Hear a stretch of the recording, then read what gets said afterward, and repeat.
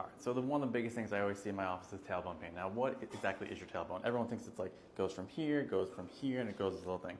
That's not really your tailbone. Tailbone doesn't really include your sacrum. What it considers is like your coccyx here.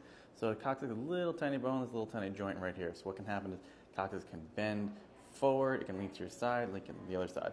Most common sort of ways you're going to get this tailbone pain, you can sit for prolonged periods of time. A lot of times your poor posture, you're hunching over like that. That's going to compress that little tailbone area. It's going to cause a lot of discomfort. Number one, probably the biggest way is when people fall. So usually January through March, what I'm seeing is people snowboarding, skiing, bad fall, land right on your butt, on the ice, slip and fall, land right on your butt. That causes that tailbone pain. You can get a little sharp pain that kind of originates from here. It can shoot out towards your hip, shoot out towards your butt, it can shoot out towards the front.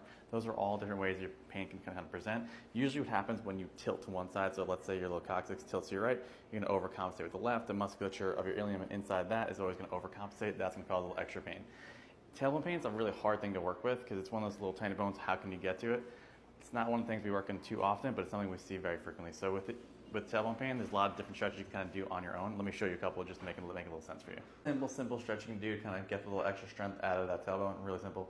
Go in like a figure four position just like this. You're going to lean in all the way. You're going to sink the butt going forward, and then you're going to sink the butt all the way back. So like it flexes forward, hip goes forward, come back, stick the butt out. You're going to feel the engagement of the tailbone. So it goes forward and backwards. I like to hold them like 3-5 seconds at each stopping point. That's a little good one to do. Try this out for tailbone pain.